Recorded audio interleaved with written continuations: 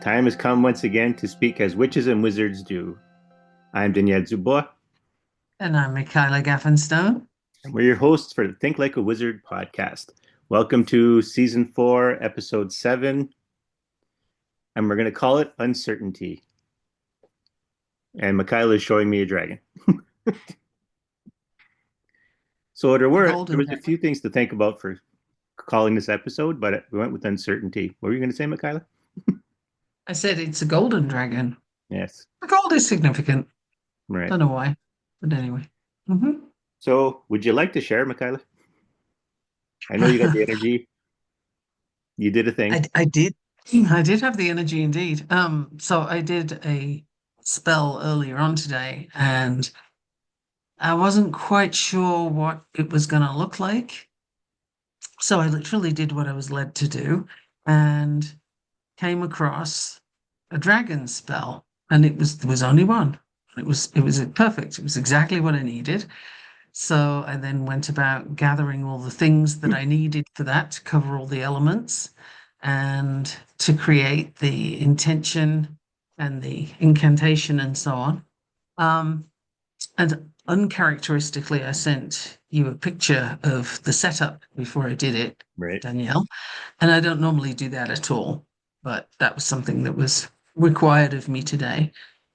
And there was a lot of energy involved and a lot of awakening. And Yes. this was basically awakening the dragon. Um, and there was, it's just, if you think of a swirling, not so much a destructive tornado, but a little looser than that, definitely swirling. And a lot of things are happening with that swirl, a lot of creation and so on is going on. And literally awakening. Everything in that swirl is sort of waking up. That's what happened from there. And it's spreading out. So everybody should feel it on some level or another, depending on your level of attunement. Yes. That's the word that came to me. Attunement. I think that's a good one. So yeah, that's what I did today. It's time, it's necessary, and boy, we have a lot that we need to do right now. This is very active, this period. Hmm. And it's interesting, right? Because this is one of the bigger spells of this year. Because Mhm. even Blue and I were, well, I'll explain, talk about my perspective on this, right? So as of yesterday, Blue and I, was it yesterday before? When did I text you? I texted you yesterday, right? Yes, yesterday. So Blue and I were connected by the Ajna chakra or the third eye chakra. And I couldn't figure out what was going on with that. But it's interesting because before that, what I was thinking about was so dragons breathing fire. And I was thinking, like, okay, so a dragon, especially if you think of a Chinese dragon or an Asian dragon, right? They're more serpentine. And so Mhm. so if you're looking at the expelling fire or expelling energy, while the structure, going through the mouth makes a lot of sense. But on a human being, if when dragons teach us, from the mouth doesn't work. Like when we exhale, we push our breath downwards, the way our mouth is shaped, right? So we don't go ahead. It hits the top of our mouth and goes downwards. Like we can't do it in that way. And then I thought to myself, well, what do we usually use to focus, right? Well, our eyes. We usually focus on our eyes. And then I was trying to kind of visualize it. And as I was trying to visualize that, I could feel my third eye or ajna chakra opening up and looking kind of, and that's where the energy wanted to go through. So if we did it like a dragon, like where's the dragon would expel its breath, then what I was getting was it's the third eye for us to be the focus. Because if we were doing the same thing a dragon was doing, following along the energy, then that would be our alignment. Would be through our third eye. Hmm. So I thought, that's interesting. And then my third eye wouldn't close, go back to its normal resting state. And then that's when blue connected. I almost want to say Bluetooth, but it's not the point. But so he kind of connected. I'll put it out there like that. I don't totally know if this term is appropriate, but I remember hearing about so Asian dragons fly, they have a flying lump. They're not portrayed as having a flying lump, but it's the thing that like a pearl that on their head that lets them fly. I know you see them with pearls holding a pearl, but it's what lets them fly. And so part of my thought was that's how we're connected through his flying lump and my ajna, but I don't know. Mm. That's just my The imagination going. with the dragons, Yeah. the Chinese dragons, what they're holding in their claws Hmm. are Buddhism.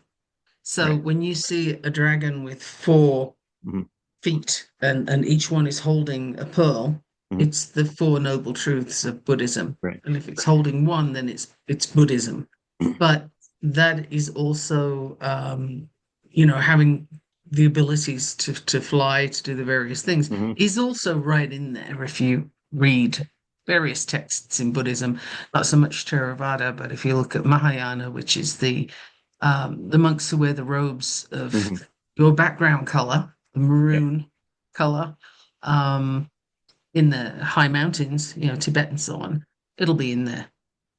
Yeah. So it was interesting. That's how we were connected. And normally he shows up to me like as a Western style dragon with the wings and all that kind of thing, but he was definitely an Asian style dragon in this one.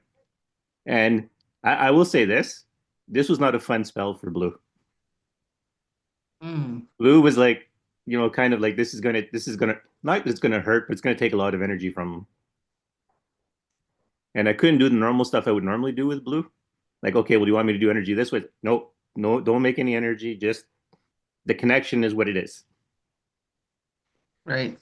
So for about a day, I've been connected with Blue directly, like basically forehead to forehead. And it was interesting with him kind of like that portrayal of like, Asian dragons just kind of floating there, like as if they're in the air, but like they're in water, floating in water. That kind of thing, him in front of me, and I could feel his forehead against my forehead. And it kind of went like that Mm, for a day, and it was like, huh. And then today, when Michaela went to cast her spell, I was out and about, but I had the desire to come home and then get like take a nap. And the minute I did, like I could feel again energy just flowing out of my third eye into the ether, well, through and being directed by Blue, but through him. It was just weird that yeah, his tail was basically directing things, but it was like it's just a weird imagery in my head. mhm. And while she was casting the Yeah. spell, that's what it was. And I was literally following guidance for what and how I was doing things. Um, so it was very, well, I'm going to say technical, but there was more to it than that as well. So it was interesting. And again, as every podcast episode, we say intention was really important, and I needed to do a bit of clearing um, before starting to make sure there was no nonsense coming through my head. Because you got to be careful what where your focus is. Yeah. That's going to come out in your intention, and you don't want it to be the wrong direction. That can be problematic. So, and as I'd just been looking at some sort of items of news, I really needed to get rid of that before I started because that stuff clouds everything. That's like the news and the changes that are happening right now. You can view that like a giant dust storm. Mm. I was I was visiting China one time and we went to the Great Wall and it was really cool. I mean, I had severe anemia at the time, so it was like I was breathing through water, Right. climbing up. I was so anemic, and one of my kids had got a broken arm, and he insisted on running up and down the Great Wall of China, and then his arm started to sweat in the Mm. cast. So I remember that one very well. Mm. But also, everybody was fascinated by this kid running around with an arm in a cast. Um, but the weather was great and you could see everywhere. You had Mhm. this amazing view from both sides of the Great Wall. We went back a few days later and there was a dust storm blowing in from the Gobi Desert and you couldn't see a damn thing. Not kidding. It was just orange air. You Right. couldn't see a thing. So you knew there was a lot of scenery, there was a lot of things out there for you, but you couldn't access them. And that's what's going on right now is we have this dust storm where Mm. you just can't see through it. It's so thick. And you got to wait until it settles or you have to move because it's there. And Yeah. that's an image that's pretty strong, but it's also think of the dust storm as being closer to the earth, whereas the dragon energy is above it Hmm. and it's watching, it's looking, and it's not impressed. So what that will bring is well, it's open to it's open to all of our interpretation right now, but what it brings will be what it is, regardless of how you interpret it. True. I hope that makes sense because I'm channeling everything today. This is not the zero plan in what we're saying. Well, that's true. I didn't even have anything vaguely resembling an idea of this episode until 2 hours ago. And even then, I wasn't sure if Michaela was casting today or not. I just thought we were going to do another recording with no particular area to go in. But yeah, I mean, I knew that what was going on with me and Blue was spell prep, you know, for Michaela's spell, but I didn't know when she was going to cast. So it was interesting. But everything was set up for today. Like I was like, okay, wait for Michaela to text you. All that stuff was like, you know, when I got home and I knew, like everything was like when you texted, I wasn't surprised that you texted me because I was like, wait for a text, wait for a text. So Yeah, this whole thing has been a guidance thing, which is for those who are starting out, it's a fun stage to get to, and the way you get there is to let go of the need to know what you're doing. hmm, Just be open to finding out what you're doing as you go. right. And that's, you can think about it. Like, do you have any idea what elements you need to use? Because I don't typically call in all four elements and four, five elements because the spiritual realm as well. I don't Right, usually call them all in one go, but it was required one after the other, right. twice. There was a lot going on there. And so I needed to go and find all the pieces and parts that I needed for that. And I just went with, okay, is it here? Am I in the right space for what I'm looking for? And you know, often happens you try to push a thing, right? Like you really want to make that thing happen. You really want to make it work or fit. Think of a little kid trying to get that round peg in the square hole and it Hmm. just won't go, so they whack it, right? And we all do that with different things. But honestly, it doesn't matter how hard you try. If it's not the right thing, it's not going to come to you. It's not going to work. So letting go of the need to know what the right thing is part of the path, I think, to finding how you're going to do your magic. Yeah. Well, you know what? And that ties with the title for this episode, uncertainty. Because when that came to me, I was thinking about like people like because here in Canada there's an election coming this month. So, part of it I was thinking like, well, the way people decide how to vote, right? People tell themselves there are those who tell themselves they know what needs to be done, even though they have no idea what really needs to be done. So they hold to what they know or what they think they know about a situation or what they think they need to do, and they don't leave themselves open to really know what needs to be done. Like, and I don't blame them, right? Because part of the big uncertainty is information even correct? Like I posted on Facebook, you know, I asked Chat GP, GTP, whatever, dyslexic. Yeah, GPT. Yeah. And I asked it, it says, well, why did the United States put tariffs on the uh, Heard and McDonald Penguins. Islands, right? Yeah. And Why chat, did it why answered did me they with, they tariff didn't do it. penguins? It answered me they didn't do it. It's uninhabited. There's only penguins there. And I said, oh. I said, well, because then it asked me, because it asks follow-up questions, right? So it asked me, why did I want to know that? And I said, well, I'm trying to check the validity of the story. And then it came back with like 6 or 7 sources of yes, there's a tariff on those islands. And I'm like, well, why was I told? Why did it? Why was its first answer there are none? Mhm. And And why only was when I it? said I wanted to put validity to something, then all of a sudden it was like, oh well, here's a bunch of sources that say yes, it is happening. I'm like, so even that, like, So go ahead, Michaela. yeah, the thing with AI though is it's as good as the information it's given. Right. And it just, it's still in relatively early stages. And honestly, appreciate it while it's here Mm, because when it gets really sophisticated, I think we're all in trouble. right. But at the same time, I still say you got to embrace the AI and go with it because it's here, it's not going away. Right. Um, but AI is something you need to be careful with because it'll always sound convincing, Right. which is a lot like, you know, some politicians. They'll sound convincing. I'm Right. I'm seeing I'm seeing arguments for both sides for Mm, Canada right now. It scares the hell out of me, I gotta say, because the ones who are looking conservative mm, sound like MAGA. They sound exactly like MAGA, and they are as delusional. Like they think it's going to be good for them. I cannot express adequately how good it is not going to be.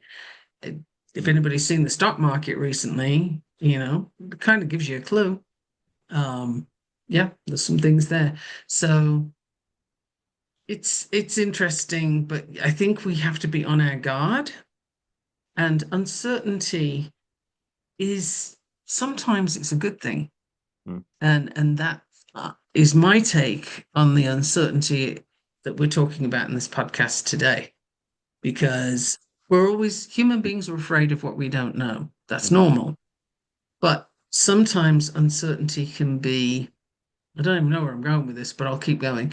Sometimes uncertainty can be an opening to the thing that was hiding from you. Yes. Well, So if you embrace the uncertainty and just walk to it, you're going to see through that dust storm. You're going to find your path. yeah. And you bring me to why one of the things that I started thinking, like when I started going through my head, okay, well, this episode's about uncertainty. Well, what is that? And that kind of put me down some thoughts, and it made me, yes. So what came to me was in uncertainty, we look at it and we think, oh, bad things can happen. But in that uncertainty, there's not just bad things hidden there.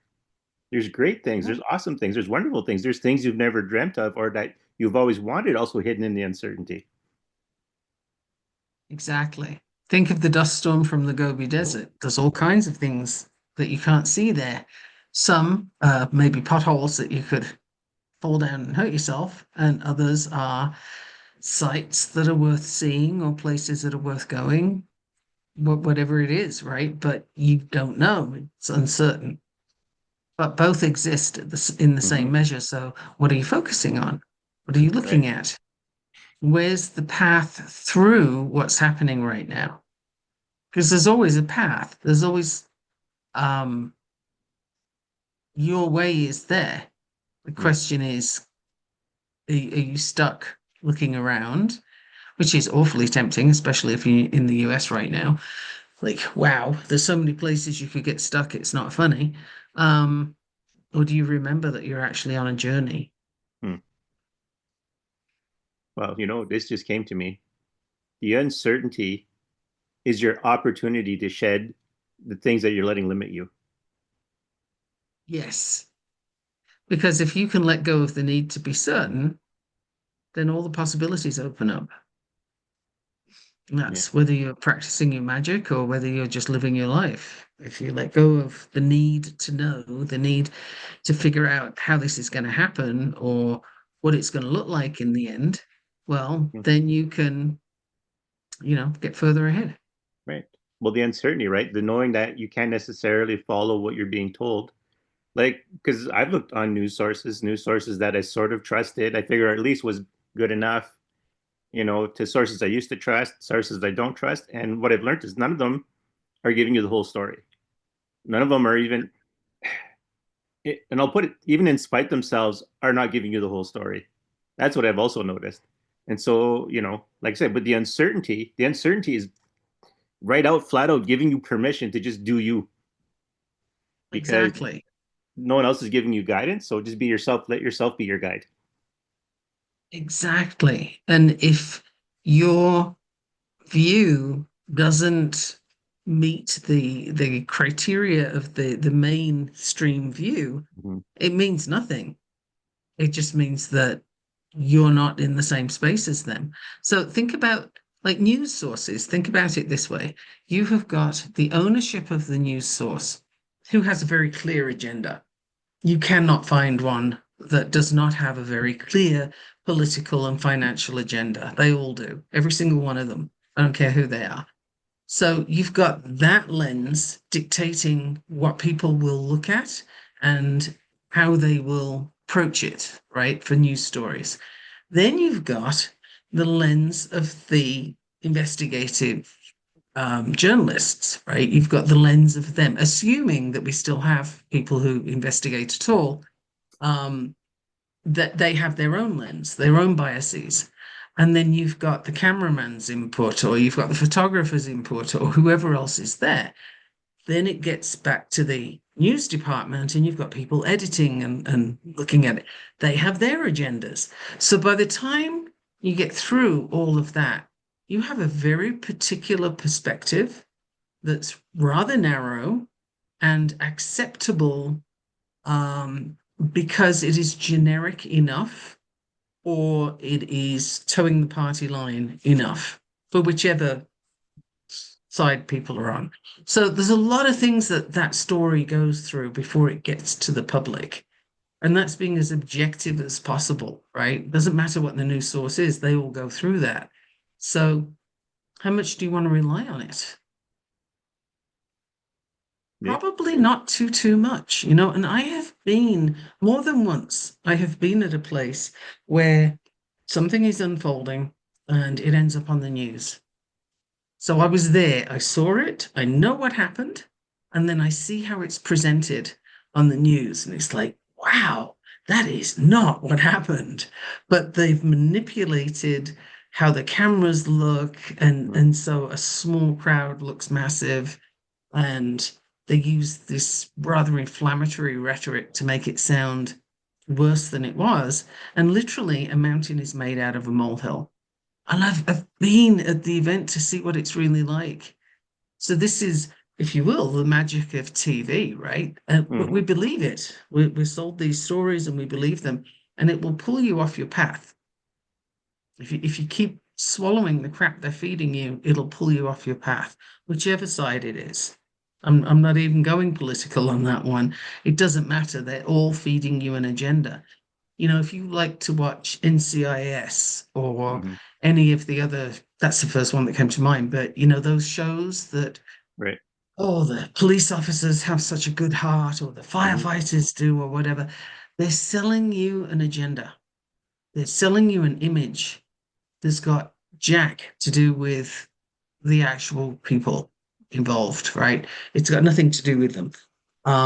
But they're selling you a feel-good image. And look at how many military type movies there are that are basically promotions for join the army, Yeah.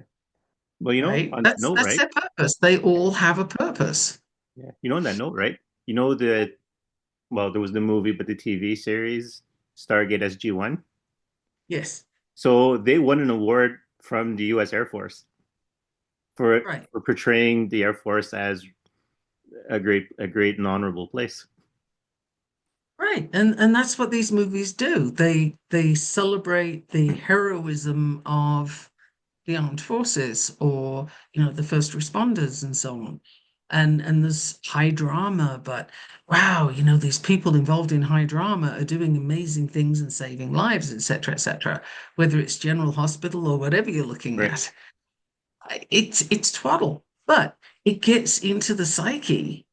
And so we have this wildly unrealistic view of what we're living in. So we're in an illusion already.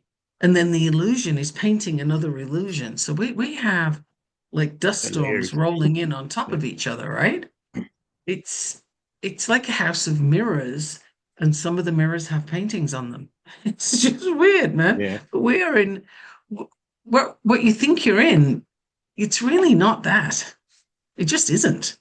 The uncertainty is when you realize that you don't know what the hell's going on or where you are in this because it's all smoke and mirrors. It's not real, it's illusion.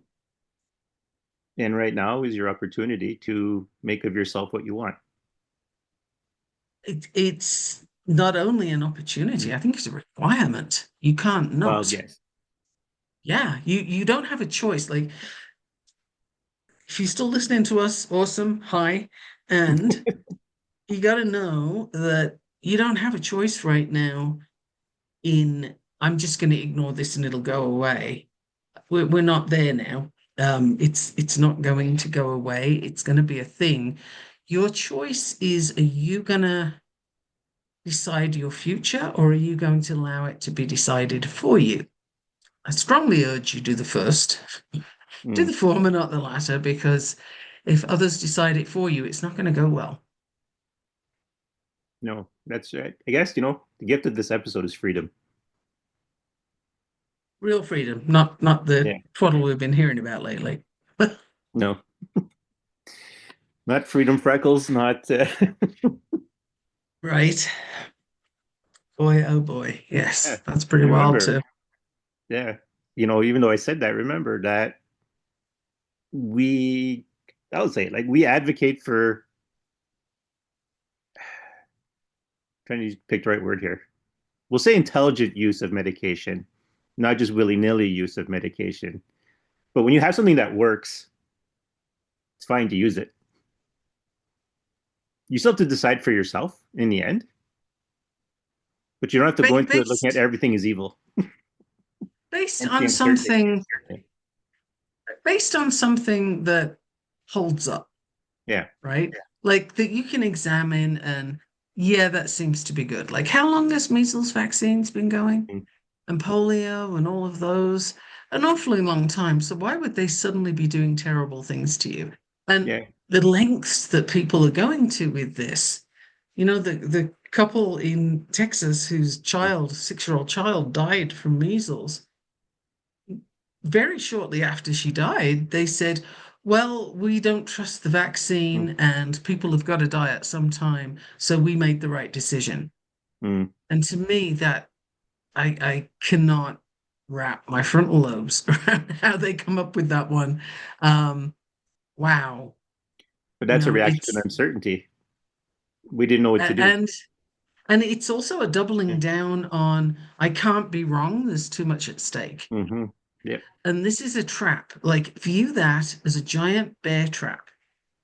The trap of, but I bought into that. And if I now say I was wrong, it leaves me in a place of uncertainty because who am I? If I was wrong about that, what does that mean about me? Right? And this is something that people don't typically know how to be with.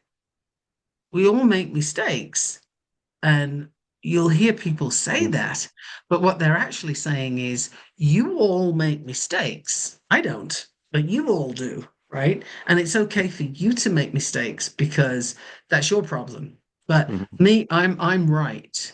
And so when something happens that calls that into question, the uncertainty is earth shaking. Mm-hmm. The uncertainty is just, wow, if I turn around and say I made a big mistake and my 6-year-old died for Mm-hmm. nothing, that's a lot to live with. That's a Yep. lot to handle. It's a lot easier to double down and say, yeah, well, the vaccines are bad for you, and so we're right. Okay. It doesn't make sense. It doesn't hold up for anybody else but the people who are saying it. Yeah. It's interesting, to my understanding of this, and if someone listening, feel free to correct me if I'm wrong. But a lot of what happened with hatred of vaccinations before COVID, even, the whole it gives autism stuff like that, is when the first polio vaccine came out. there was a contaminated batch, and that led to trouble, and that was hushed up. And so it started a movement of people who didn't trust vaccinations. But it wasn't that the vaccination itself didn't work, is that there was a contaminated batch of vaccines that caused more problems. And so early on, there was the movement of being anti-vax had something at its origin that made sense. But like with anything, right? Like this was another thing too today I had that had been presented to me was pessimism.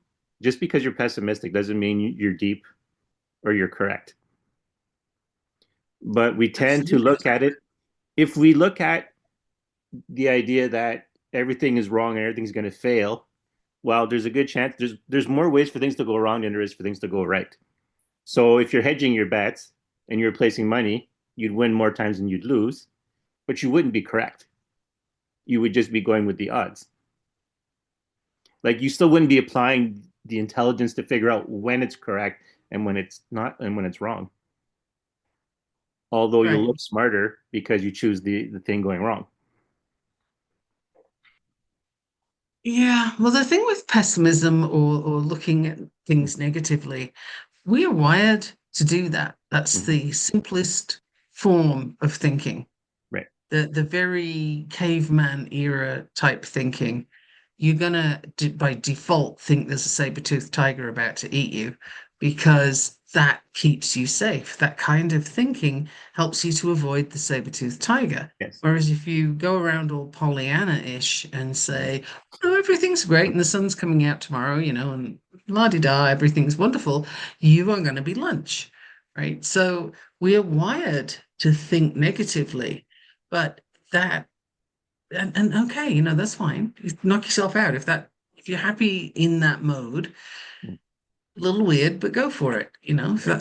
that's what you like. But even then, don't swallow everything that people feed you that feeds that pessimism. You don't Mm-hmm. need it. You can do it on your own if you really want to have that Right. viewpoint. If you feel safe there, then do that. It can be a little strange sometimes, but I know someone who used to say, don't laugh too much. It'll hurt more when you cry. Mm. That was a very disturbing view Yeah. of how to manage life, but they lived by that. They felt that if they didn't have too many highs, they wouldn't feel the lows so much. I don't know. Interesting perspective, right? Yeah. Well, But go ahead. wherever you are on that spectrum and wherever you shift to, Mm-hmm. you still don't have to take everything that fits it as being accurate. Right. Sorry. There was a bunch of messages coming in, and I thought I didn't realize I had Facebook open in the background, and it was a Facebook Messenger. I was like, I muted my phone. Why is there so much noise going on? But anyways, yeah. So what was it? Okay. So I was going to say to add to your point, but now I can't remember because I got distracted. Pessimism? Yes. Oh, yes. So one of the lessons I learned a long time ago in my invisible work was that no matter what happens, you have a limited amount of time. Or to borrow from Christmas Carol, life is made up of meetings and partings. You only have Mm, so much time with the people you've met. And so the idea, to go counter to what was said, was that the more deep your sadness is a reflection of how great your happiness was. So when you have something to mourn, especially very deeply, then that's your sign that you had great happiness. absolutely. So when you're mourning, you should take comfort in that you had someone to lose, that you had something to mourn that you lost. Well, grief exists where love has been, right? Right. It's just grief is love with no place to go. So, yes, to the highs and lows, absolutely. But the person who said, don't go too high so you don't go too low, was afraid of life. Right. That person was afraid of experiencing all the things that are out there. And there's a lot of people like that now. There really are a lot of people who are just afraid to try. They don't want to get knocked down. They don't want to be, wrong or ostracized or any of Hmm. those things. And I think it's even worse now with the social media era because it's so fast and people are judgmental. Try putting a comment out there that you think is going to be unpopular and then Right. watch and see how many reactions you get. And people, they will say very, very bad things about your person and your character and all the rest of it. And they've never clapped eyes on you before and they still wouldn't know you in the street. Hmm. But this is what social media does. Yeah. A lot of people take that as actually being a commentary about them. It's not about you. It's about the person doing the rant Well, that's or, it. making the That's comment. Yeah, because It ultimately says it's all it can everything be, about them and nothing about you. right? Because ultimately it's all it can be because they don't have enough data to make the assessment. Yeah, of course not. But while you were talking, I had what came to mind was, and at the risk of singing, it's the soul afraid of dying that never learns to live. Yes, exactly. Yeah. Exactly. And I'm not sure where that plays into the uncertainty, except to say the uncertainty of how is it going to be when I experience all these things. But I Hmm. mean, that's what we came for. Yeah. You're here for that. That's the point of being on this planet. You could be anywhere else and not have those experiences. Hmm. Well, So, good. yeah, embracing the uncertainty is how you live. Yeah. Because I was gonna say, like, for this episode and really going forward, the whole thing that's happening with the uncertainty is quite literally, you know, we're the destruction is happening to break things down, and that uncertainty is to free you from your attachment to the old. So things Yeah. need to be so uncertain that you're willing to embrace the new. For many people, yes. I mean, the Buddhists have been saying this for centuries. Non-attachment of just let it go. If that's not the thing for you or that person is no longer in your life, that was then, this is now. And Right. it's not that you don't care, it's that you allow the experience to happen the way it's meant to happen. Mm-hmm. So you can feel all the feelings, ideally, feel all the feelings, Yes. because when you don't feel them, that's when things become repressed, and then you end up with all Mm-hmm. kinds of crap later. So, yeah, feel it, but let it keep going. Uncertainty is, I'm seeing it as a very positive thing right now, oddly enough, because it's necessary and it's where hope can live and plans can be made even if they change. Even, you have a direction, right? How you get there, what your path looks like, can change every step, but you kind of know roughly the direction you're going in, Mm-hmm. and that there's uncertainty in that, right? Yeah. Actually, while you were talking, something came to me.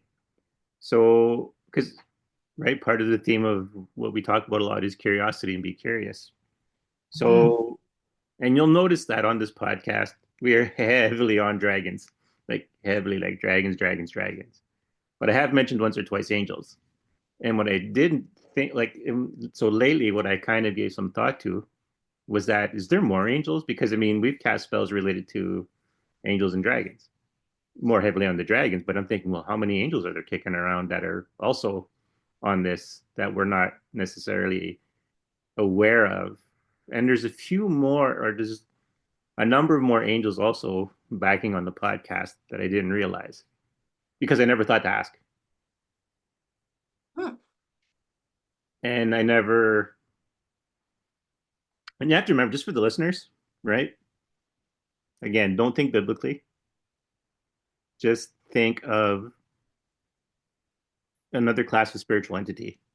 Like dragons are another class of spiritual entity, and gods and demons and stuff like things we give different names to or attribute different things to fall into different classes of spiritual beings. But like I said, being a god is a job that a spirit takes on to be a central figure to focus on certain concepts, attributes, whatever.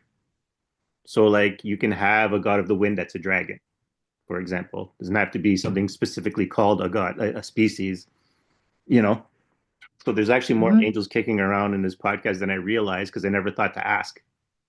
Knowing full well that I actually work with a god of healing that is an angel, but has the title of a god. And I was like, oh yeah, that's right. There is.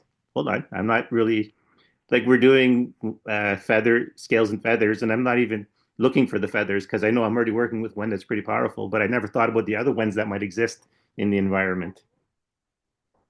Right. And something that just came to me is to let people know that sometimes an entity can Mm, present itself to you yeah, and pre tell you or indicate that it is a certain type of presence, and it isn't. that's right. They can lie. You Yeah. know that they can present as something helpful when it's not going to be helpful.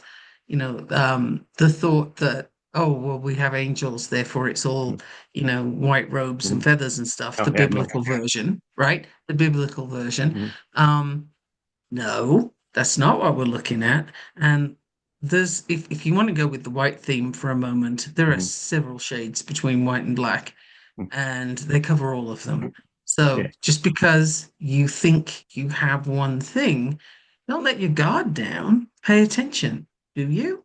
Is that what you're working with? Don't get sucked into something in the spiritual realm that is unhelpful or downright harmful. As above, so below. What yeah, what we have going on here right now with people who would do you harm, people who would do mass harm to a mass of other people, all that kind of thing. You have that on this planet, you have that in the spiritual realm too. It's a little different, but the concept is it works. So be aware. Don't trust anything that comes simply because it's spiritual. It doesn't right, necessarily mean it's good. And if something causes you discomfort, it doesn't necessarily mean it's bad. It right, depends on what the discomfort's for and what are you getting from it? What movement does it make you take? Because typically, if you were comfortable and if everything was fine and you needed nothing, you lacked nothing, um, all your needs were met, etc., would you even need to get out of bed in the morning? I mean, honestly, no, probably not, because everything's there, everything's fine.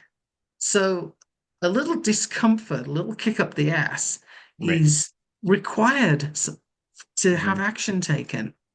And going back to Buddhism, because Right. that does seem to be a thing that comes up every time we talk.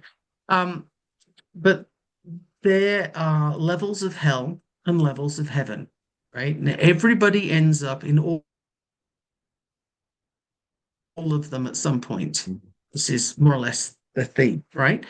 And the most difficult place for you to end up in, this is all on the way to getting to Nirvana, right? And the most difficult place for you to end up in is actually heaven, because you get stuck, whichever level of heaven you're in, Mm-hmm. you get stuck there for aeons because there's no motivation to move. There's no sort of push to progress. And yes, you progress from heaven. It's not an end point, it's part of the learning process. So you need to leave that in order to get back to earth or whatever it is you need to complete the learning, right? It's like going to university, you need all these classes. Well, that's what you're doing. You're going to all these different levels to get your classes in. So going to hell is very difficult, of course, because it's really uncomfortable, generally horrible, and all the things that we're told it is. But you have motivation to move, right? You don't want to stay Yeah. there that long. So typically, according to the learning that I've had from Buddhism, heaven is the most difficult place to be. You get stuck because you don't have that kick up the ass to go do something. So if an entity's coming to you and it's giving you discomfort, is there a point? Or rather, what is the point? Can you find it? Can you act on Mm-hmm. it? Because if you find the thing, it'll stop happening. Yeah. Well, I had a trickster teacher, and that's how I learned all my stuff. So, so there's your good example. And I was going to say, right, we've already said this on the podcast before. One, yes, I said I had a trickster teacher. So, and I said left to its own devices, like it had a job to do with me, but it's never left me with the impression, even after it was done. that it did anything for the goodness of its from the goodness of its heart. It did it. It had a task to do, and it did it. And it did it as it saw fit, which Right. was making me learn the hard way so that I would learn and not forget the lessons. And what was also, but we also all when I did the spell that protected dragon and angel spells, I did clarify whether I agreed with them or not. Their spells are protected. So, and I warned, be careful with what you do because they're protected, whether or not I agree with them, or whether Mikhail and I Right. agree with them. Yeah. And that's something important too, is we get a little bit carried away with if I don't agree with it, you can't do that. Mm. And we see that in politics right now, right? Right. You're either in agreement or you're at risk. These are the two places you're at right now. But l life, the universe, and everything does not work that way. That's not how it is.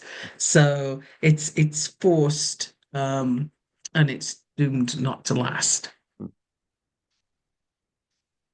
Uncertainty really is. I'm kind of liking the uncertainty theme actually. Maybe that fits with the chaos and fire, but Mm. it's um it's necessary. It's so necessary. Well, it's the chance to throw off your shackles, right? Whenever there's chaos, those who were held down by the system now rise up, as long as they know to take advantage of the situation. Well, If they it's the don't take great advantage reveal of it, yeah, too. right. As we've coined it, it's the great reveal. Mm-hmm. This is really where, everything you were certain of, everything you knew, and everything you thought you knew is now having the veils and the covers ripped off and definitely ripped, the violent act of Mm-hmm. ripping. Um, and you're seeing what's underneath, and it's like, whoa, that's kind of but ugly right there. But Mm-hmm. it was always there. You just thought you knew differently. That's And right. now we're being faced with the current truth that Mm. is what you thought was fact isn't, and you got to recalibrate. Yes. And that's the thing with the uncertainty. You got to recalibrate. Now, what are you going to do given this unveiling of all the ick that you didn't think existed? Yeah. It was always somebody else's problem, right? Like you look at history. If you're learning history in school, which apparently Mm-hmm. isn't going to be a thing in America anymore, but if you're learning history in school, oh, those medieval, the stuff they did, that was gross. And how could you do this? And how could you do that? And we judge periods of history very Mm-hmm. harshly. Like, what do you mean you had 100 years war? What was that? What was that about? Why did you do that? Why did this happen? That happen? And we're very sort of judgmental. Even go to the 1930s, right? How could a Holocaust Mm-hmm. happen? How could this situation occur? Well, look around you and you'll see it again. It's not gone away. It's that history period is being repeated. So what we thought we knew, which is like all of that Mm-hmm. dark stuff belongs in the past. No, it didn't go anywhere. We're still the same flawed individuals, and the stuff is still happening. Right. It's just it seems to be on a grander scale. I don't know if it is, but it seems to be. And the two factors there, one is internet and social media, and the other Yeah. one is we have more people. Yes. More people and more tools to reach more people. Yeah, So, that's the main difference. But have we advanced as a species? No, I don't think so. Not really. No. no. In fact, we may have devolved. Yeah. Makes me think, was it Thomas Jefferson who said this line? I'm trying to think who said this line. But the price of freedom is eternal vigilance. So it doesn't matter what era you live in, if you're not paying Mm. attention, you lose your freedom. Or who else? Or who is it? And I can't remember who this quote comes from. Those who are willing to trade freedom for security deserve neither. Oh, I like that one. I don't know who said it, but I like it. The first time I heard it was when the Patriot Act came out. Someone had said it, but I don't remember who it was. And that probably came from someone else. Another quote that. Right. But again, that's indicative of, well, I'm thinking freedom is more important than certainty. Right. Well, it is. But again, that's my viewpoint. Somebody else might say, no, no, no, I prefer the certainty. Then I know what's happening. Mm, Okay, then your life experience will be reflective of that. I'd yes. rather not, thank you. That's Well, not my choice. yeah. To cut some slack to the listeners or to people listening to this and thinking, wow, certainty. Like, you gravitate to what you have your best experiences with, or that you think you have your best experiences with. It's probably the better way to look at it. So if you're used to thriving under chaotic uh, moments, then yes, Kyla has a huge You smile can't. going there. Then you're going to gravitate towards that. And if being orderly has given you what you feel you need, you're going to gravitate towards that. I'm going to say I usually side on the side of chaos, not as much as Michaela, obviously, but I do. Like, to me, new things, new experiences, new places, even though they come with their their fears, Their there's uncertainties. uncertainty. But I've had more successes than failures with uncertainty. And I've had more failures with certainty than I've had with uncertainty. Yeah, no, I agree with everything you just said. I really do. And it's, I guess the issue that concerns me with certainty is it's been proven, or it's been shown, I think is a better word, it's been shown to be a lie. What you think is certain isn't. Well, yes. So if you want certainty and you're still very attached to the idea of that, then you may have to look again at what that means and where you can find it. Because honestly, it's a very tiny island that's getting smaller and smaller. I don't really feel it exists, but if you think you got ground under your feet, then have a look around. That island is shrinking. It's not the era that we're in. What you knew, you actually don't know. And same for us, right? Like Yeah. I'm getting stuff all the time that I'm looking at and saying, whoa, that is not what I thought I was looking at. And oh boy, that gives me a whole different perspective. But you need to be willing to go there and to accept that I had this viewpoint and now I see that that was incorrect. It doesn't mean you as a person are wrong or um, unworthy or any of those negative things that we tend to think. It just means that you now have new information. Right. People get very, particularly in the US, they get very caught up about science, right? Mhm. Well, science said this, and now it says something different. They're lying. No, science is all about coming up with a hypothesis, Mhm. testing it, and it's true until you can find something else that's truer, Right. right? You know what you know until you know better. And Hmm. that's what science is about. It keeps testing. That's what it's supposed to do, is Yes. test and test and test. So bringing up human design, because Hmm. I've just got my new book Yeah. all ready to go. And it'll be released on the 29th of April. But anyway, with human design, wow, that was fascinating. That just kind of went, Well, no, I was going to make space on at some point for you to, talk about it. So, yeah. And it just, did you see it go? Because it just kind of mhm. went there. Wow. Okay. Maybe I said that a little too early. I don't know. But it came up. So, hmm, totally gone. It'll come back or not. This was going to be the same. I was going to go down this road actually when you were done talking, but since you went down it anyways, because if you remember, right, during the pandemic, trust the science, trust the science. And so to play devil's Science. advocate, Thank you. well, what Michaela just said, at any given time, science is wrong. Now, that's not an anti-science perspective because science is not meant to be infallible and a dogmatic perspective on the world. It's that this is what we understand right now. It's a process. Right? It's a It's a process. living.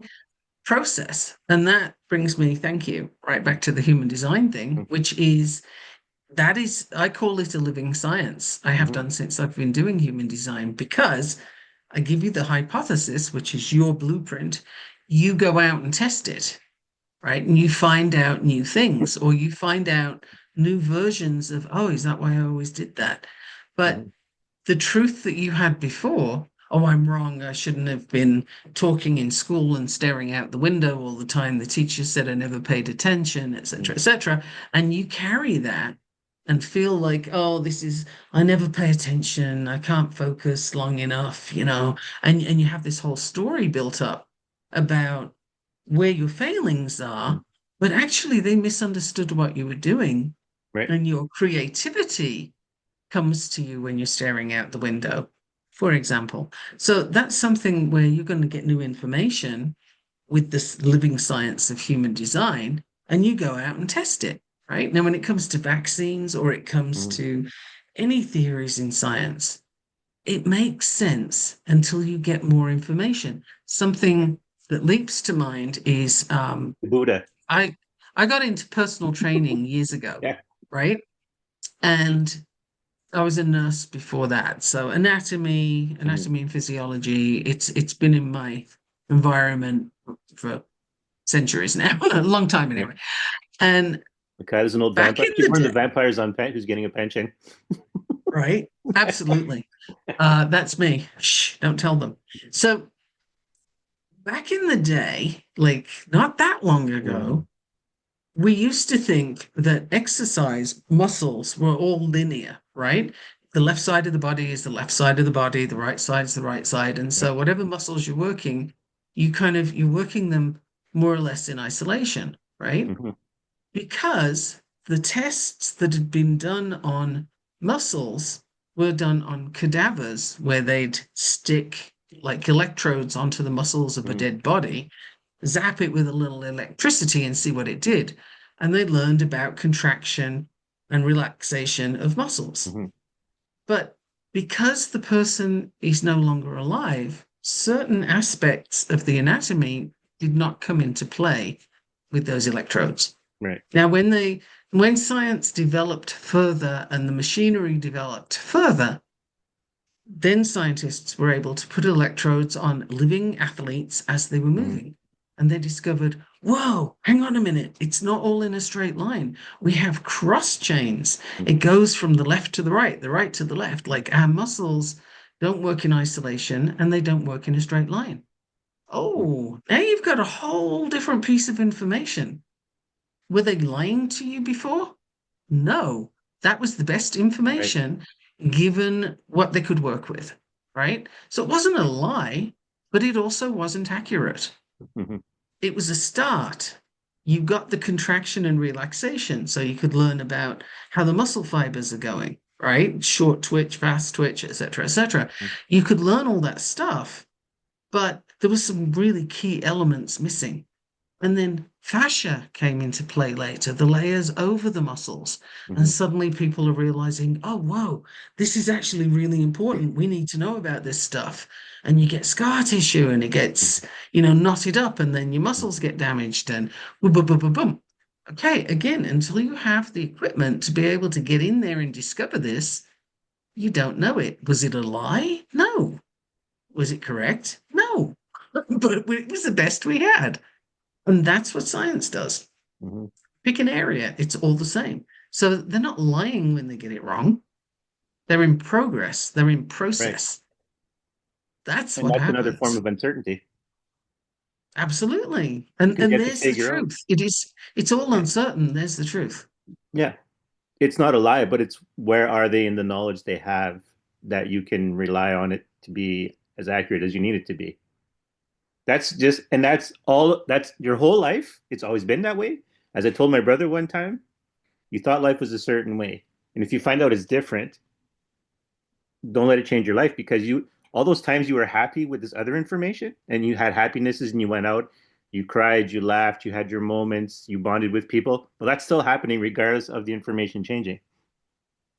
So Right. Or it learn can new do. information, but it doesn't stop you from being you and having your life. It doesn't have to, no. Right. It doesn't. But it's just we've gotten into this very black and white thinking of, well, they said this and now it's that. So with the vaccines, was it Mm, malice aforethought, or were they doing the best they could in a short space of time and information mm, changes? right. Now, I'm one of those people. I did start having the vaccines because I was for COVID, because Mm, I was in a mandated job. I had to have them or I lost my job, right? mm, That was what they felt best to do. And that's what they did. Did I like it? No. When I had the vaccines, I got really, really ill from the vaccines. mm, So I stopped taking them and also stopped that line of work. right. Now, when I'm told, oh, hey, you should have another vaccine, I decline. Thank you, I don't Mm, want it. But this is based on my knowledge about how I'm going to react to it, right. right? And I learned that through that process. So was I wrong to have the vaccine in the first place? Not given the information I had. That was my best No. decision, given the information I had. Moving Yes. forward, my choice has changed. Would I It's tell you funny. to have it or not have it? No. No, I don't No. know how I you're don't do going it to to people react to either. it. But you brought up a good point. Now I want people to kind of go with this one. You did what you did with the information you had at hand at the time. Yep, Because after a certain point in my life, people started asking me questions. Do you regret this thing happening, or would you do something different? I'm like, what could I have done differently? I only had the information I had at the time. I can't make it. I could going back, knowing what I know now, sure. But back then, how can I regret a decision I didn't know? I had no understanding of it being the incorrect decision because with all the information I had, I thought that was the correct thing to do. Like, I mean, would I wanted to do better? Yes, but is it going to chain me down for the rest of my life? Because I could only have done what I did with what I knew. You know. 100%. And you know what? Whoever this is for, this Mm, segment here, um, do listen to what Danielle just yeah. said, because this is not a chain. It's an event. It's not a life sentence. It's something you can learn from. You don't have to Yes. carry it. And I firmly believe nobody wakes up in the morning and says, you know what? I'm going to have a completely shitty day today and I am going to make terrible decisions. Like, it's not typically how we go. So even when people do things that are not helpful, whether you have a parent with a bad temper, for example, um, they it's not to you, it's through you, Mm, right? It's not you, the individual, that this is happening to. It's you, the person who's in that spot at that time. And they are doing what is occurring to them, given their information, their mental state, their emotional state, etc., etc. mm, They're showing up as themselves in that moment. And it's nothing to do with you. The question now is, what are you going to do moving on from there? But beating yourself up for making a decision that was a cock up, you know, okay, there's no point. That was the decision that seemed to be a good idea. mm. And so it was in some way, because now you have information you didn't have before. Yeah. And there's always something you can get out of those decisions that go awry, which is why uncertainty shouldn't stop you from trying and from testing and from just doing the things that seem to you to be a good idea. Yeah. It's Some funny. of my best moves have been the ones where other people, in fact, all of my best moves, I would say, are the ones where other people have said to me, what are you, nuts? You can't do Yeah. that. And that's when I know I'm on the right track. Honestly, that has been a lifelong thing. When somebody tells me, you can't do that, that's crazy. Great. This is the thing I'm going to go do. And I've done Yeah. it my entire life. And when you jump, you're always going to land somewhere. Right.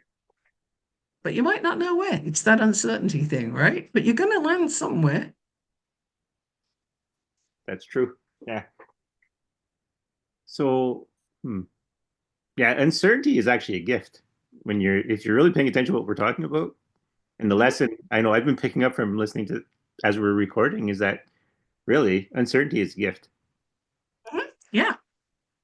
it's the I you think didn't I think know. it's a very positive thing Yes, if you'll allow it.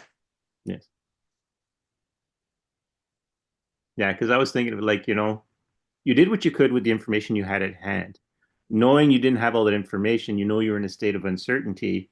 And so, provided you did do your best with what you had at hand. I mean, if you had other intentions, that's different. But if you did your best, and even though you made a mistake, at least you know,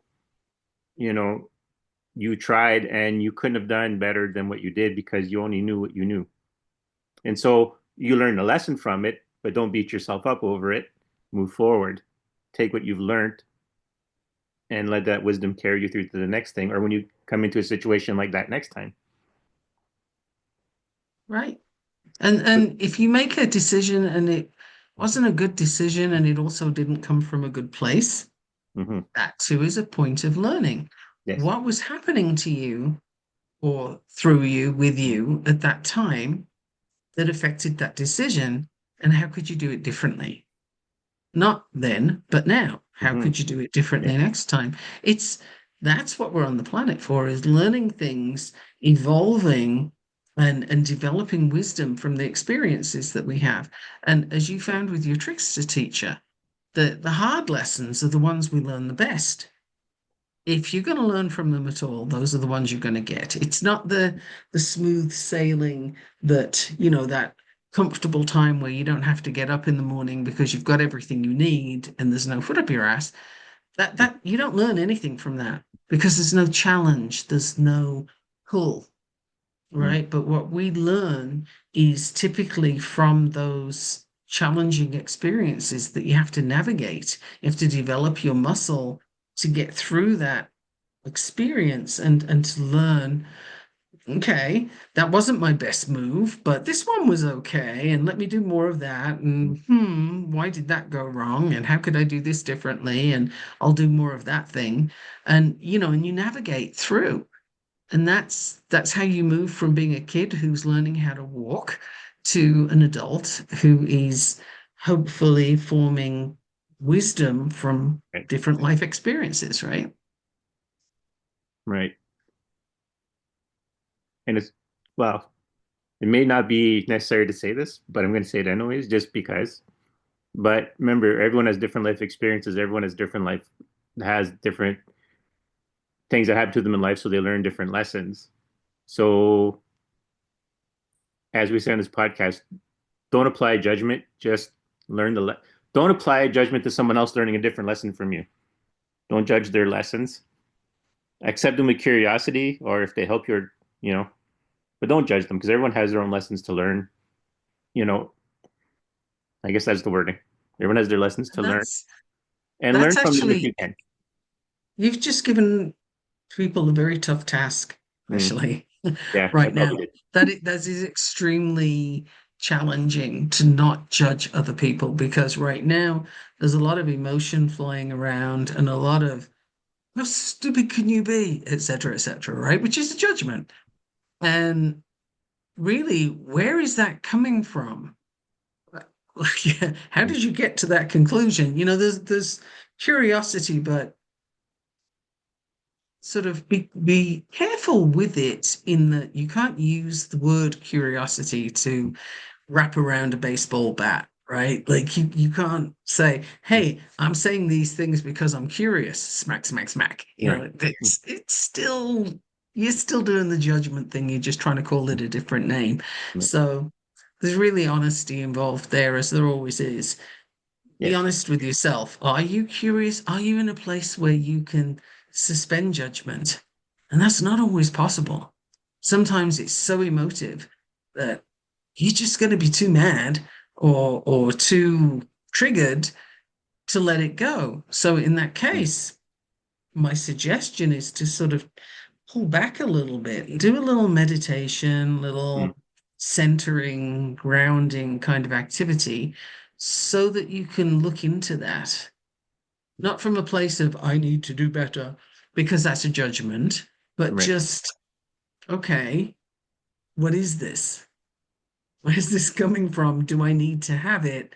And how far does it go? And if you get an answer to the do I need to have it, like, well, how do I put it down? How do I not carry this now? And it may be a day-to-day thing. This is, Yes. and I'm not going to pretend that I sail through life never judging people. No way. I can't pretend that, but I'm always working on it. Well, and that's the thing, right? Like, I'm going to put it laid down for the listeners like this. You have your biases. We've talked about this before, but it's not something we really emphasized. You have all you're defined. We'll put Mhm. it that way. Instead of saying you have limitations, we'll say you're defined. I like that. And because you're defined, that means there's things that are out of your capacity to deal with. Or you only have so much energy to deal with things, so you have to make decisions on what you're going to put your energy into. And so your biases Yes. are there to give you something resembling a guideline. You don't have to be Mhm. bound by them, but they're your starting place. That's it. They're your starting place when you have no other information. This is built-in data you have when you have no other data. Right. And it's comfortable to a degree because it's familiar. Right. And so that is going to start you off. The trick is to sort of when you catch yourself, just sort of stop and say, whoa, do I really want to go here? Because as we've said on so many podcast episodes Mm-hmm. now, where your focus goes, that's Mm-hmm. where your energy is. And are you giving it away? Are you draining it? Are you throwing it into a negative sort of cesspool? Or are you channeling it into something that you actually want to see come about? You want to see happen. And that brings us back to the spells, right? Right. You want to do a spell that is going to bring something you'd like to have, that you'd like to see from a good place. Yeah. That, yeah, I'd like all these people to be happy, but, screw those three over there, or whatever it is. Like, Yeah. mm, take a break. Don't go there just yet, because that will even if you did the majority good, but this little bit not so much. Mm-hmm. That little bit not so much has a trick of coming back to bite you. And so you might want to not do that. Find out why you're feeling drawn to Mm-hmm. doing that, and really clean up your act before you get going. Simply because, not because I say so, but because you're going to be dealing with the repercussions. So Mm-hmm. you might want to choose those more carefully. Yeah. I kind of almost want to throw in there. And the reason we're telling you this stuff is not because we're perfect, but it's because we've made the mistakes. So we're Oh, just sharing absolutely. what we learned from them. Yep.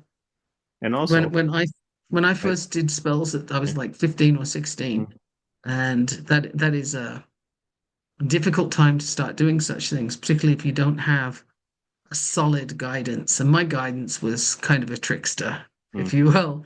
And so I ended up doing some things that set off repercussions that whew, I had to deal with it. And I tell you what, I was kind of running from that for a couple of years. It was a lot. And the thing is, you don't get to say, oh, well, I was young, I didn't know the difference. That makes no difference whatsoever. There's nobody saying, oh, well, we give you a free pass. Mm-mm. You do stuff, you get repercussions. right. Yeah, that's actually very true.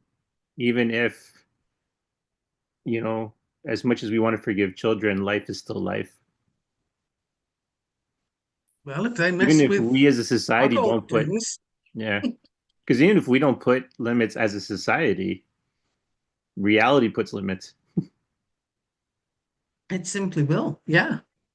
So, make sure your act is as clean as you'd like it to be before you get going, Yeah. because there are no excuses. And that's something that we are society is so quick to Mm, make excuses and and that's okay. But it isn't. It doesn't work. mm, It's a complete fallacy.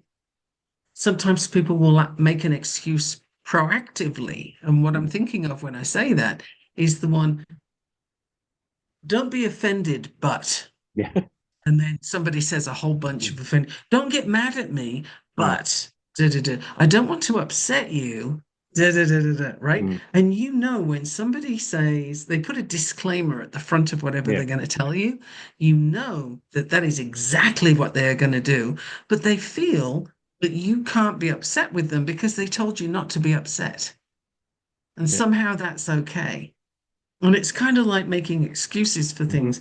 Oh, well, you can't be upset about that. I was only 16. Uh, did you do the thing? You did? Okay, you get the repercussions. You know what I mean? Like you're dealing in a different realm now when you're working on magic and you're dealing with the spiritual realm. It doesn't pay attention to don't be offended, but Mm, you know, that's yeah. And frankly, we shouldn't pay attention to that stuff either. I don't. mhm. Yeah. You know, I have in mind this thing. So, an alternate title for this episode we discussed was going to be The Golden Breath. It's And the reason for that, and Michaela can share that. because the dragon that I was awakening had or has golden breath, which makes a difference. It kind of ties into the Gobi Desert actually, Mm. and the storm, but it's a cleansing golden breath rather than a clouding breath. Yeah, because I kind of wanted to hit back on the magical part of this episode. Like, I mean, because Mhm. you just did something really big.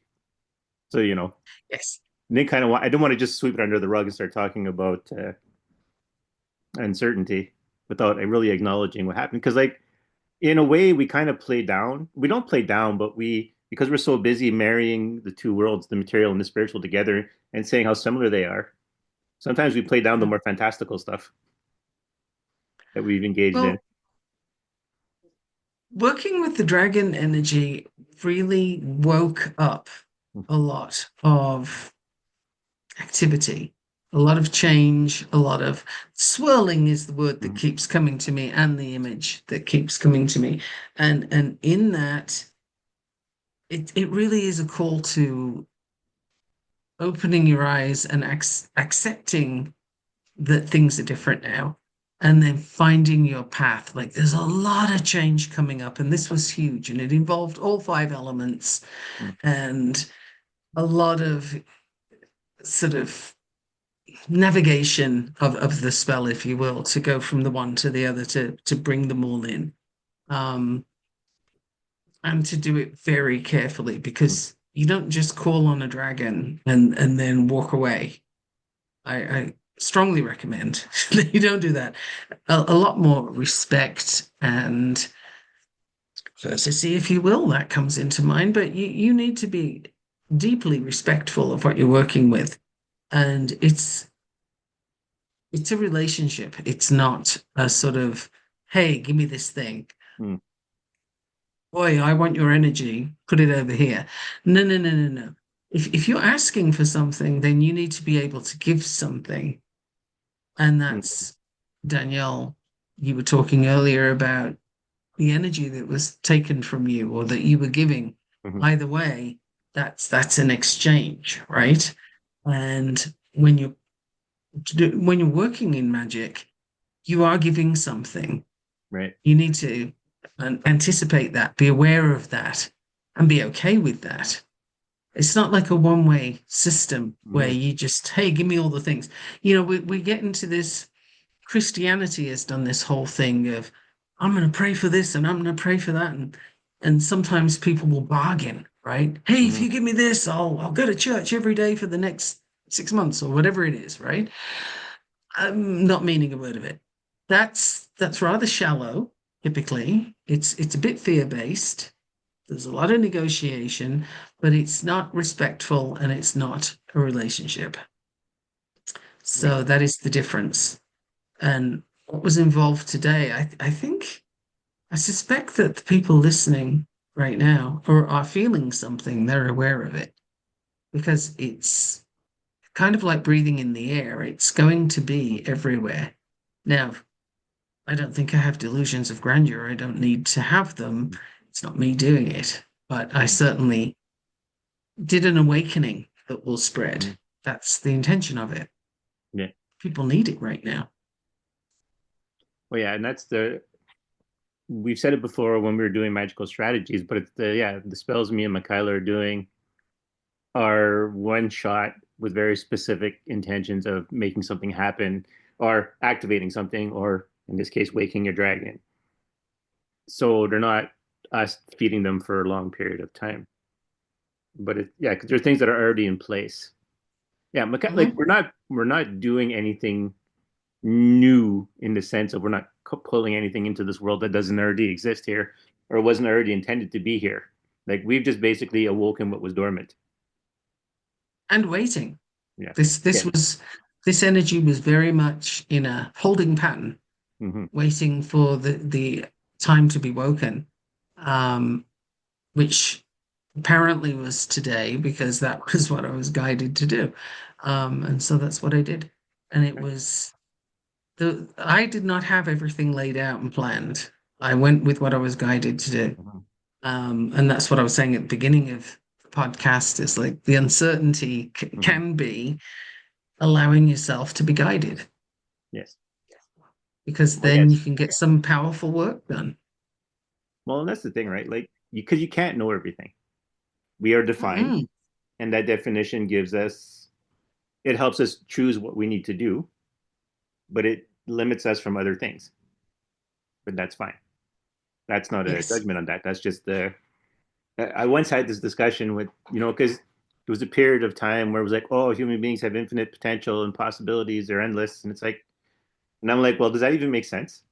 Like, if you have infinite potential and infinite possibilities, how do you know what to do?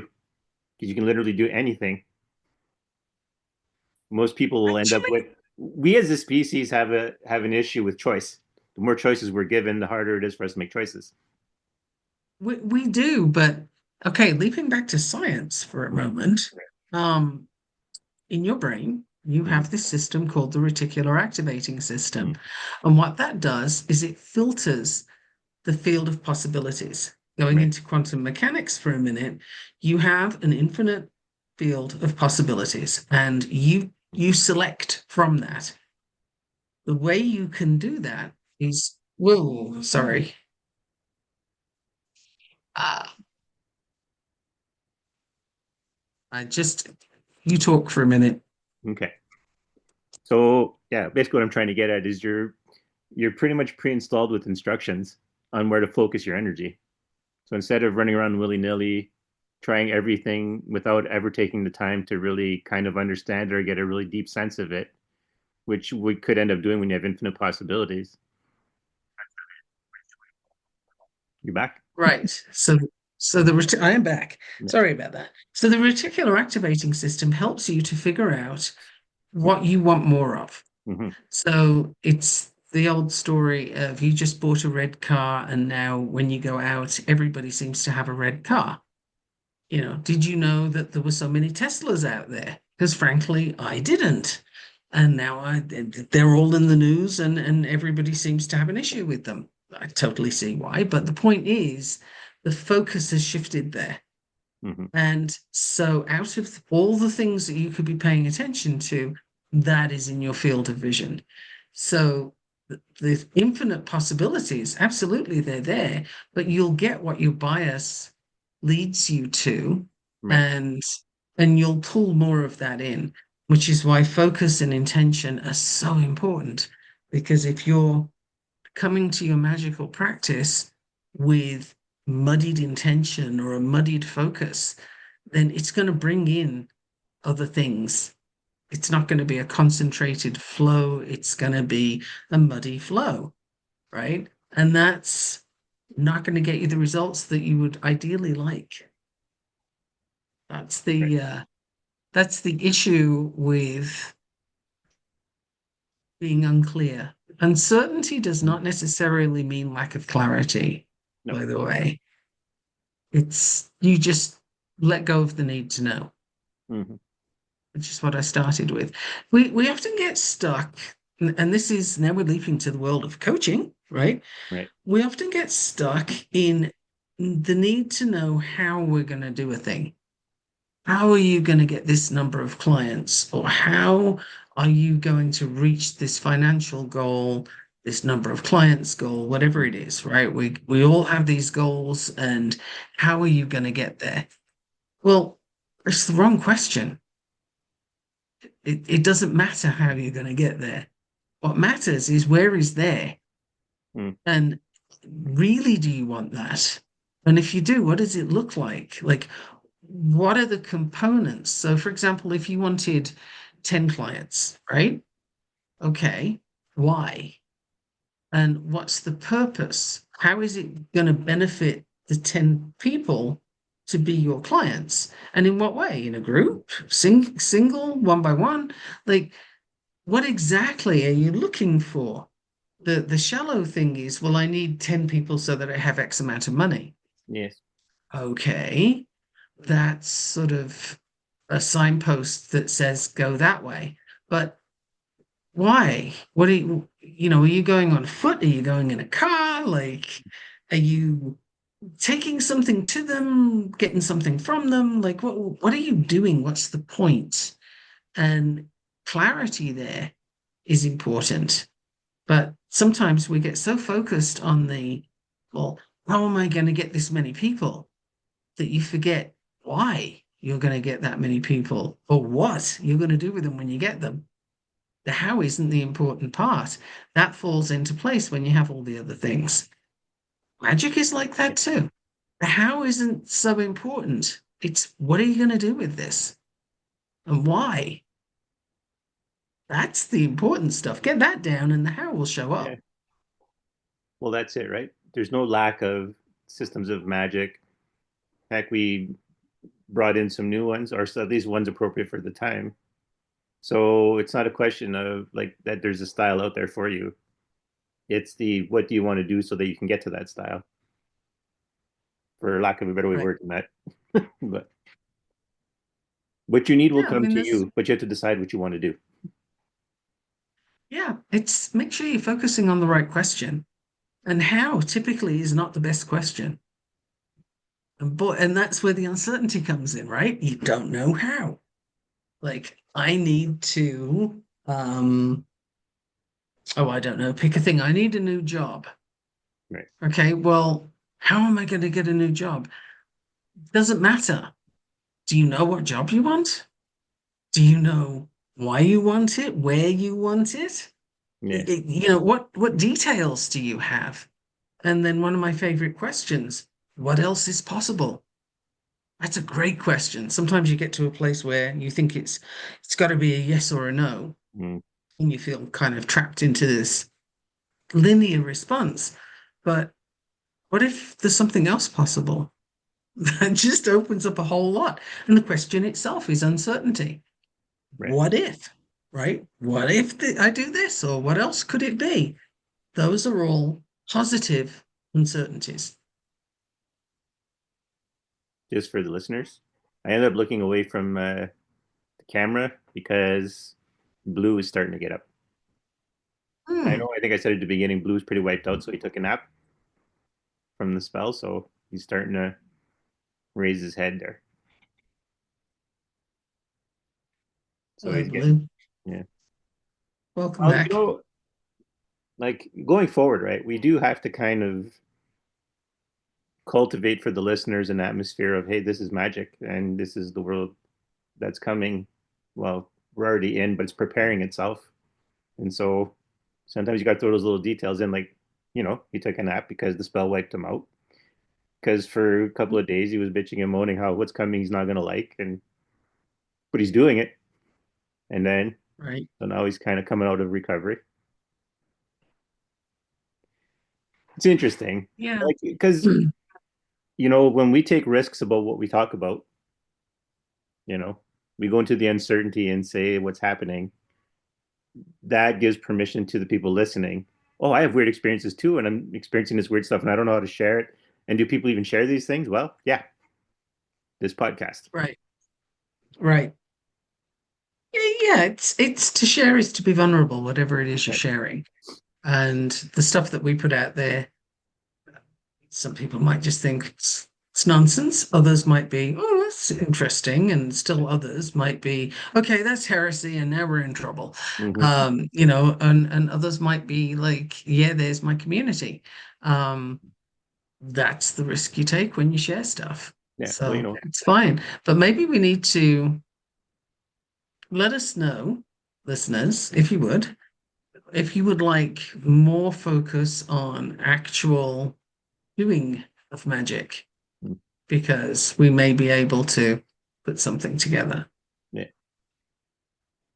I mean, we're casting Okay. spells regardless this season, but I was going to say full truth. We can put something together. The question is, we may feel that it's okay to yeah. publicly, but Well, we'll see. yeah, because I was gonna say like part of every time we talk about dragons, I always think there's gonna be people out there who do the association of the dragon with the devil, Right.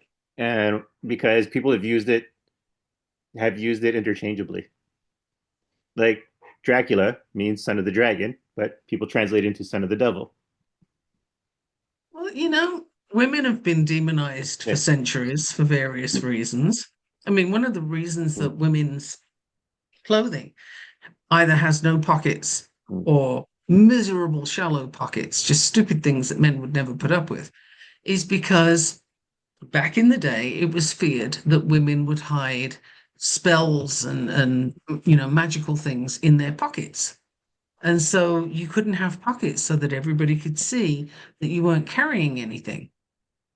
I mean, what absolute twaddle is that? But it still persists to this day, where people, women's clothing typically doesn't have good pockets. It's crazy. yeah. Still now, and there are certain things that, the rules are different when it's women. Why? Because women have been demonized. If you look at the Christian concept of original sin, whose Right. fault was that? Yeah. Did Eve take the apple and shove it in his face? No, No. she said, "Hey, this tastes good. You should have a bite." And he took a bite, but whose fault is it? Hers. I have a different version of this because I come from a Yeah. Lilith perspective, Yeah. and we don't have time for that today. But just on the surface, original sin gets put onto Eve. Yeah. Well, seriously? Like, I don't, no, come on. But women have been demonized. Mm, So that's that group. Dragons, the idea of dragons. Oh, they breathe fire. They tell you you got to slay your dragons mm, and, wrestle with your demons. I'll bet they get awfully tired of that. mm. That's not, what else could it be? How else can you look at that? Because I don't see either of those things that way and never have. I gotta say, even as a kid, dragons to me have always been Yeah. very protective. Yeah. It's funny. What was I gonna say? You know, I'll say this. I have a bit of a beef with the story of the Garden of Eden, but not the story itself. And not, but my beef is how people interpret it going over the years. And not so much the Adam and Eve stuff as much as the serpent. And this is where people, because I think part of it is people don't want to look at it as mythology, because part of the story of the Garden of Eden, especially the apple scenario, is the story of why snakes have no limbs. Right. So it's not like because people want to say the serpent was the devil or Lucifer or whatever, but no, it was literally a snake, and the snake was cunning, and the snake, had his own plans. And I think the snake was Enoch. I don't know. I'm not a by any means a biblical Depends scholar. because some say it was Lilith, so Yeah, it depends.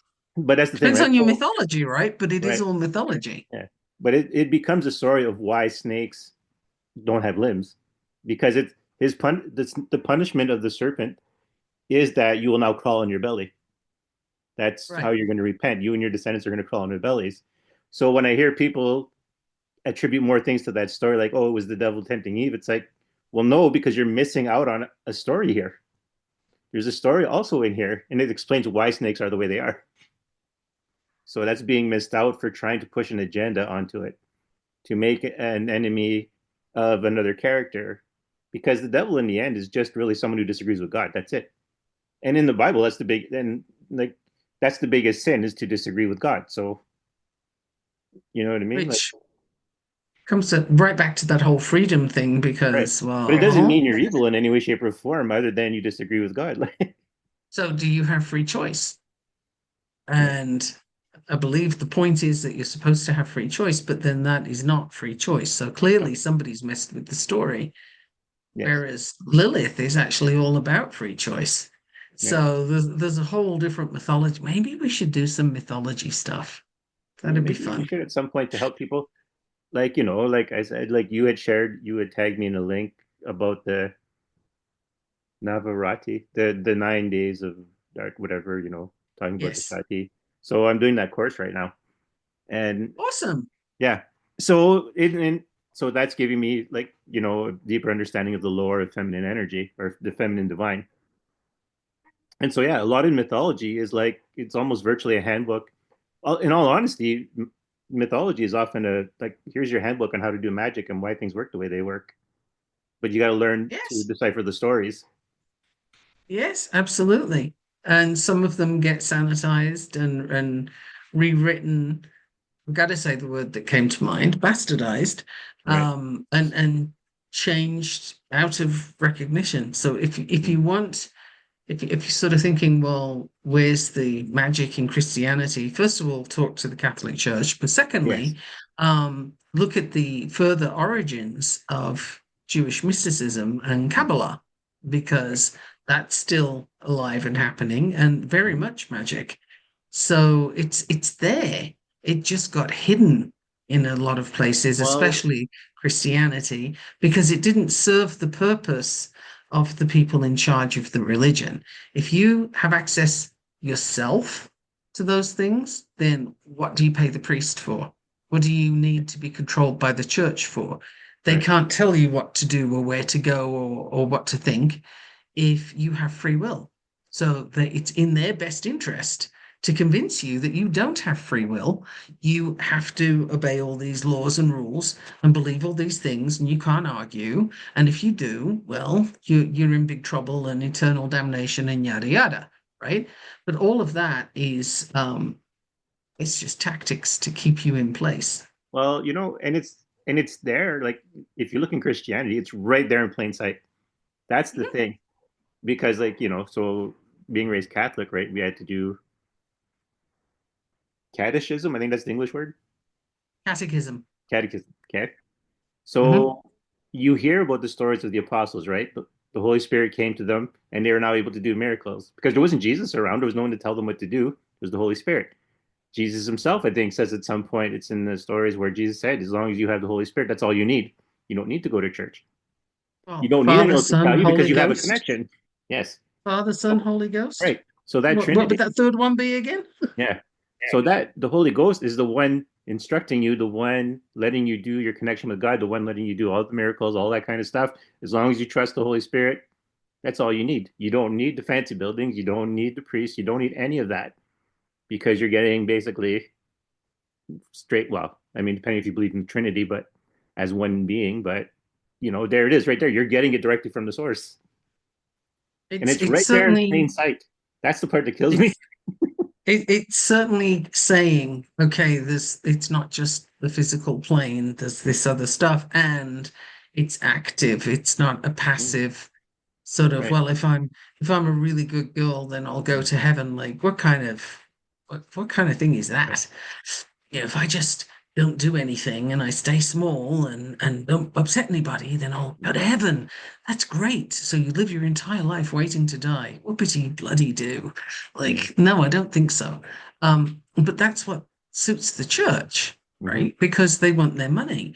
I mean, purgatory was Right. invented by priests because their revenue was down and they were desperate to figure out ways to get more money. And Right. this is in history. You can find this. It's written out Yes. there. I'm not talking out the top of my Mm-hmm. head.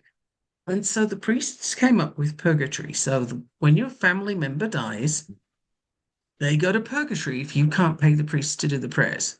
Mm-hmm. So they have to do certain prayers in order to get to heaven. And of course, everybody's relatives going to heaven because nobody had the person going to hell, right? Have you Right. noticed that too? But they're stuck in God's waiting room until you've paid the priest enough money. and then they can go to heaven. And people who are raised with this suffer the most incredible guilt of like, no, my grandma's stuck in purgatory until I can get the money together. And so they will go hungry to pay the priest. Right. This is historically as accurate as anything in history is going to be, right? Well, That's where purgatory yeah. came from. It isn't in anybody else's religion. Nobody else Right. has that. Well, it, like, so to my understanding of especially Catholicism, you know, it kind of basically, and people can correct this if they'd like, but it almost got mobbed up. Like, it almost became like a criminal racket. Like, no meat Yeah. on Fridays. My buddies are fishermen. I'll do them a solid. I'll make meat, a sin on Fish over. Friday. Mhm. But even like my big beef right now, every time I go to a funeral, I'm like, listen, I've gone to church as a kid, and I used to go by myself because I figured if I'm in for a penny, in for a pound, right? For those of you who still recognize that saying. So, and so you would hear, about revelations, and you would hear, right? At the end of the world, God judges you, and then heaven comes to earth. But every funeral you go to, oh, they're with God now. No, they're not. That's not canon. Why is every funeral are you lying? Oh, that's so funny. But that's Yeah, because it's convenient, yeah, right? Which is exactly what organized religions are. They create a whole lot of convenience, either for themselves or they'll organize it for the people to keep them comfortable enough that they stay with you. It's all about keeping numbers. yeah. And okay, what do we need to do differently because we're losing numbers? So they'll add something in. The reason Christmas is celebrated when it is because that paganism was the Right. main thing at the start of Christianity. And so they needed to bring in paganism into Christianity to make it acceptable to the pagans. So the Okay. Christmas tree, for example, this is a pagan rite celebrating winter solstice. Yeah. It's a pagan rite. There's a lot of things. Tell me about the Easter Bunny, somebody. Yeah. But there's a lot of things that don't actually make sense when you look at them, and they have no religious purpose. But we kind of put one on them because it's convenient and it gives people something to feel they belong to. Right. Well, there would be no Christianity today if that hadn't happened. If Right. people hadn't adopted, they did like the Romans, just adopt whatever culture you go into, adopt that culture, make it part of yours, so that the people will stay and they won't rebel as much because, it's like the Tried and telling people. tested. Yeah. Buddhism is different in different countries Right. because they did that. Exactly because they did that. So the Mahayana Buddhism, which is in Tibet and the mountainous regions, if you look at that, there's a lot of right behind me, as you can Right. see, I have a giant tanka. It's a mandala and it's from Ladakh. So this is part of how Buddhism looks in those areas where there's a lot of images, pictures, and those pictures all tell stories. The reason for that, as the Dalai Lama once explained, was well, we have all these images because we have a lot of herdsmen and nomadic families that belong Mhm. to the religion, and this is how they get their stories. Now, why do they have spirit animals? And there's lots of animism in that branch of Buddhism. Why? Because when they arrived in that region, Bon religion, which was animal spirits, was the prevalent religion. So they absorbed it. And the Dalai Lama will tell you so. Absolutely no shame whatsoever, because that's how it works. If you want to bring in your new thing, you have to assimilate the thing that's already there. And that's how religions have worked. And that's how they will continue to work, assuming they continue. Mhm. And that's the like, and that's the part that would leave you with uncertainty if you're like now digging into religions and trying to figure it out because you realize, oh wait, every religion I've ever followed has been borrowing from another religion that existed before it.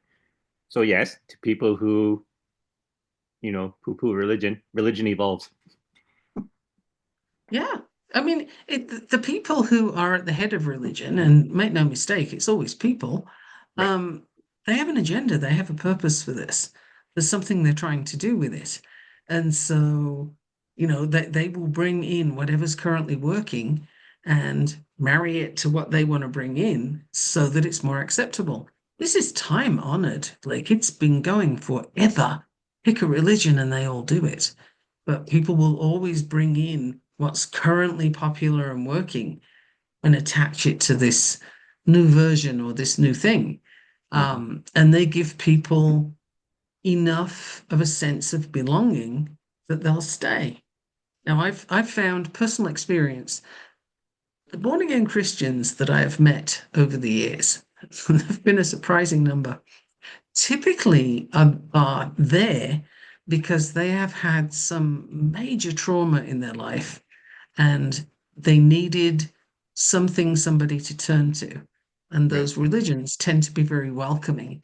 And oh, come here, we'll sort you out, we'll save you, you'll be fine here. We all love you. Never laid eyes on you before, but Mm. and so you get this sense of I'm safe here. Right. And they end up converting to that religion or becoming evangelical about it because, hey, it was great for me, it'll be great for you too. So I've met a number of people who fit that category. It's kind of wow, okay, so that's swelling your ranks. Interesting. Hmm. Well, that's the thing, right? Like, I think about all the professional athletes who, once they realize, the pursuit of material goods eventually is empty, they jump into religion.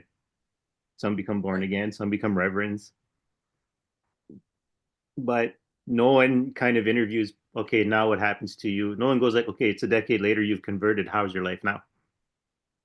Mhm. Like you don't hear about that. You hear about, oh, they converted. This is all the great stuff, but no one goes, okay, let's follow up in 10 years and see how you are. Right. And also why? What are you getting from it? And Mm-hmm. can you get a clear answer? Because typically, um, someone who's going that route will be so invested in it working Mm-hmm. that they'll trot out all kinds of stuff to convince you because they're convincing themselves as well.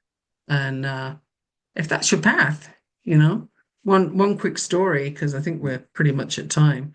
But one quick story about a born again Christian that I actually shared a house with. Right, she um she found this guy that the church thought were well, the church found this guy that they thought was a good match for her. And I have to say, he and I were not at ease in each other's Right. company, put it that way. But she married him, and oddly enough, I was one of the bridesmaids. It was hilarious. I was not suited to the role at all. But anyway, um, she married him. They had 5 kids, all girls. And I just remember thinking, what happens if you wake up one day and you realize that none of what you're currently espousing is true? What if you get a reveal Mm-hmm. that takes that away?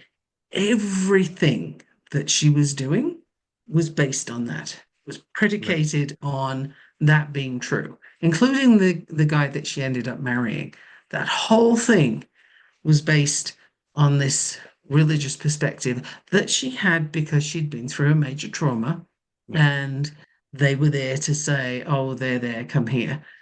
And you got to wonder. That's an awful lot Mm-hmm. to you're throwing all your chips on one number to bring a gambling idea into it. Yeah. But it's like, yeah. Now, how would that person ever turn around and say, whoops, I was wrong? Or, oh, I've changed my mind. Yeah. How do you do that? Yeah, Yeah. Well, that's the I don't know thing. why that came up to tell you, but it did come up. Well, just to remind, like, it we people listening could think to themselves, wow, they went off on a tangent, but we didn't. This isn't really off on a tangent because all it is just explaining, all we're doing is sharing stories how people's uncertainty got them into different situations, their sense of And uncertainty.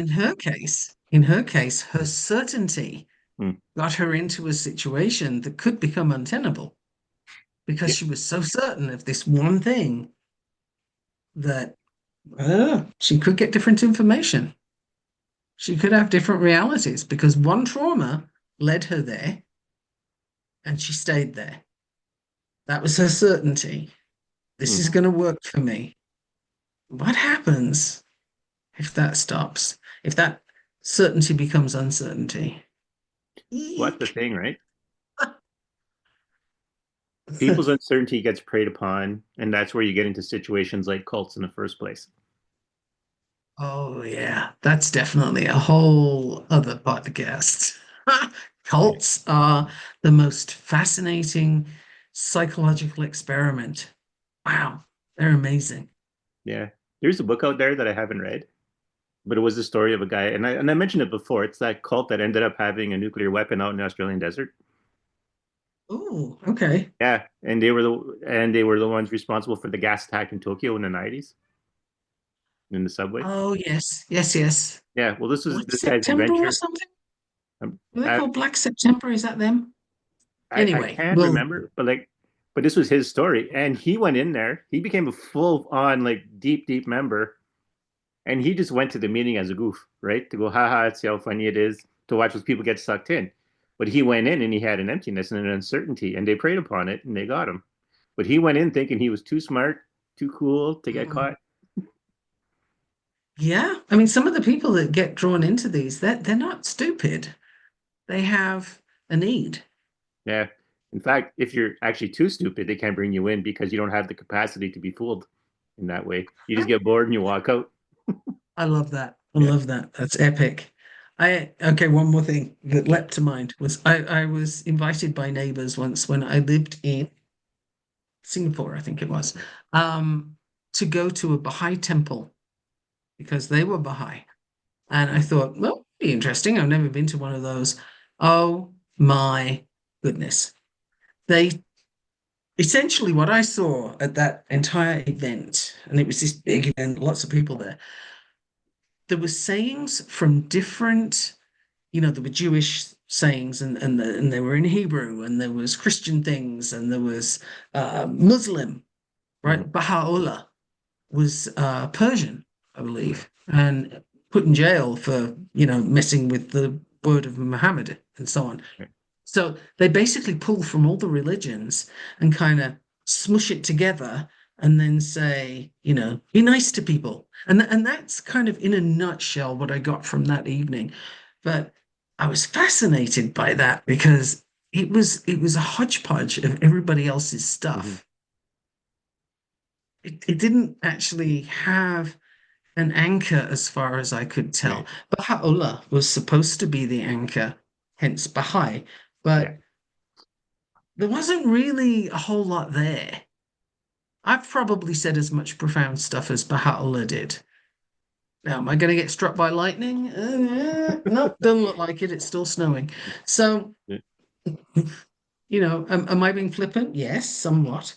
But I don't have to respect what people believe in, just their right to believe it, Right. which is a different thing. So I spent a whole evening there and I mostly kept a straight face. But it was just to me it was interesting. Why do people want that one? I probably should investigate it a little more because I never came up with a good answer for that. It's fascinating. And Well, one more religion, sure. Cao Dai. Cao Dai. Now this is particular to the south of Vietnam. Right. And they have temples there, and one of their deities is Victor Hugo. Okay. That's probably why I've heard that word before. Cao Dai. I've been in those temples as well. It's absolutely like you just got to check it out. Well, I that's the don't thing, think right? you'll get sucked in. No, well, I don't want to say never, but I think my connection to the spirit world at this point wouldn't allow it. But because I'm not going in saying I'm invincible, I'm going in curious. Oh, I'm always curious. I've been Yeah. studying comparative But that's a big religions difference, for right? forever, Yeah. right? Because they tell me a lot about how people think. Hmm. And I'm learning a lot about people's psychology from that. And I've been studying psychology since I was a toddler without even knowing it.